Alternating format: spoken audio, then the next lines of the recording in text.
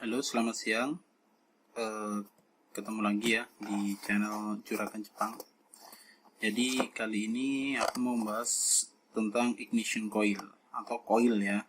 Eh, Salah satu komponen vital yang ada di sistem pengapian sebuah kendaraan. Nah, kali ini nih aku kebetulan ada barang, ada 6 piece untuk Alphard ya.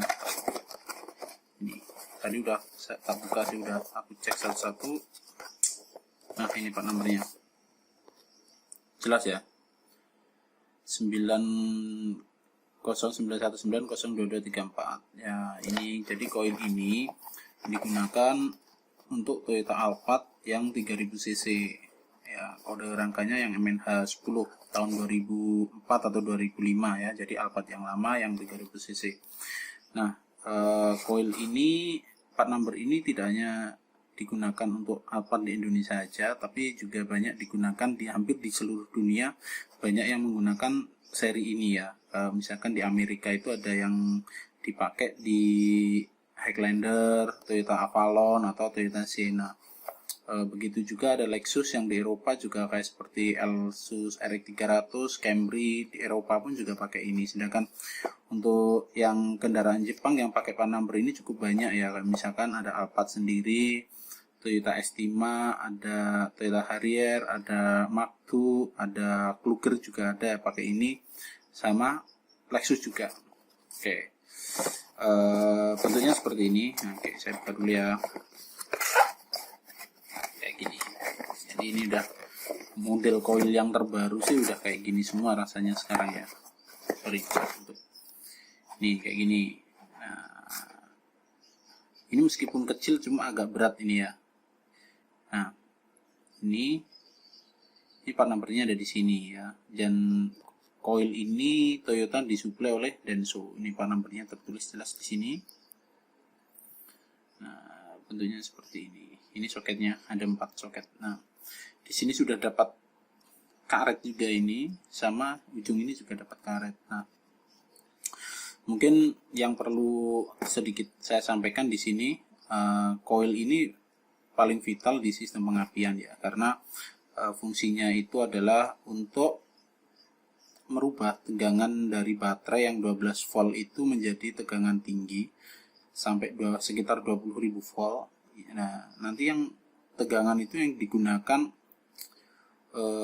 untuk membangkitkan pengapian. Jadi tegangan itu diteruskan ke busi, terus akhirnya busi menciptakan loncatan bunga api, akhirnya terjadi sistem pembakaran.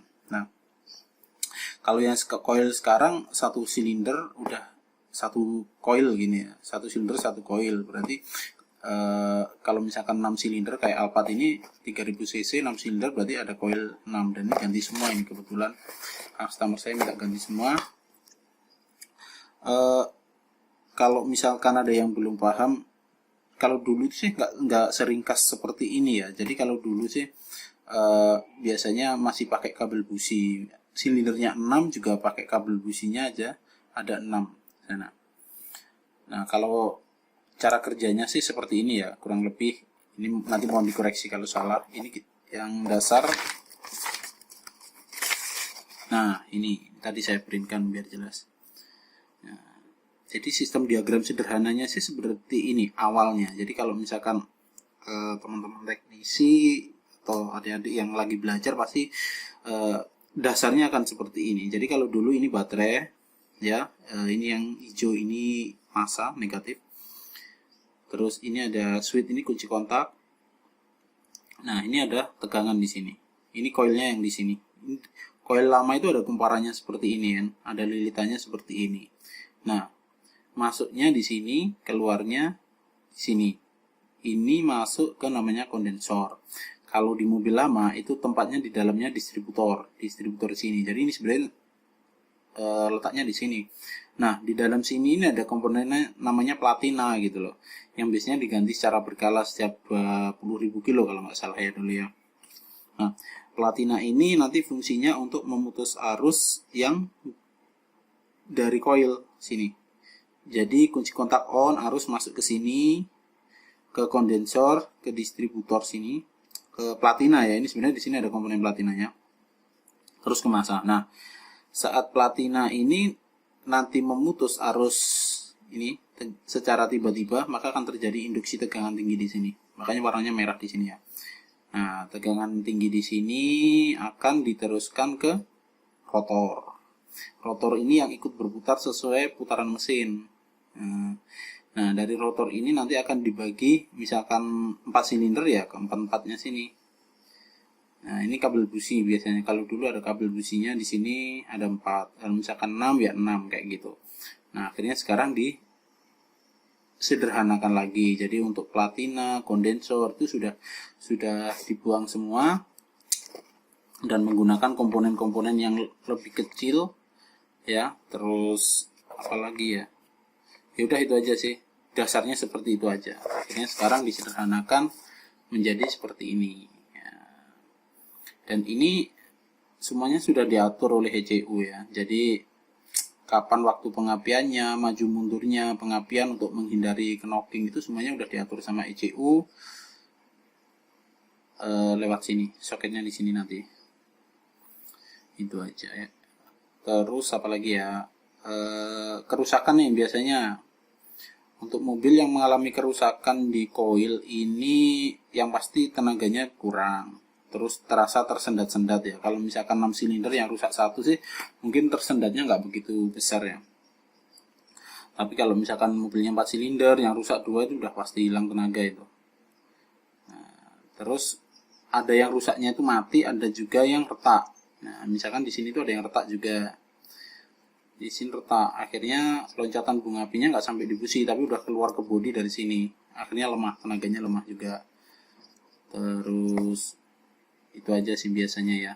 Kalau untuk pengecekan gimana cara ngeceknya koil yang rusak, biasanya pakai namanya engine balance ya. Jadi dicabut satu-satu nanti kelihatan. Jadi misalkan ada 4 silinder nih, 4 silinder mesinnya pincang gitu lah. Biar kita tahu mana yang koil yang bermasalah atau businya yang bermasalah, silinder berapa ya kita cabut aja satu-satu gitu loh. Misalkan pas silinder itu dicabut ternyata mesin pincangnya itu tetap, berarti itu yang bermasalah. Tapi ketika misalkan salah satu silinder itu dicabut terus kondisi pincangnya itu tambah parah, nah berarti itu koilnya nggak apa-apa. Nah, itu namanya engine balance ya. Oke, jadi video ini mungkin itu aja, sedikit cerita tentang koil ya. Untuk koil ini sendiri, ini untuk Alphard yang lama ya. Jadi untuk Alphard yang generasi 2400 cc udah nggak pakai part number ini lagi ya. Dan harganya lebih mahal dikit dibanding yang ini. Oh ya, satu lagi. Ini banyak banget kadang yang jual barang kayak gini tuh abal-abal ya. Jadi mereka jual harga sangat murah sekali dan padahal kadang juga pakai kardus kayak gini juga gitu loh. Pakai kardusnya sama kayak kardus Toyota kayak gini juga. Cuma ya namanya juga sudah dari awal diniatin udah jualan nggak bener.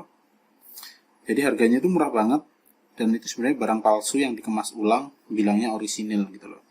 Jadi kalau misalkan penjualnya jujur ya lebih baik bilang kalau itu bukan orisinil gitu aja sih, atau barang bekas atau copotan kayak gitu. Jadi untuk teman-teman yang mau beli koil apalagi part ini cukup vital di mobil, lebih baik hati-hati ya, jangan gampang tergiur dengan harga yang sangat murah kayak gitu. Oke, itu aja video dari saya tentang koil ini. Semoga bermanfaat dan sukses selalu untuk Anda.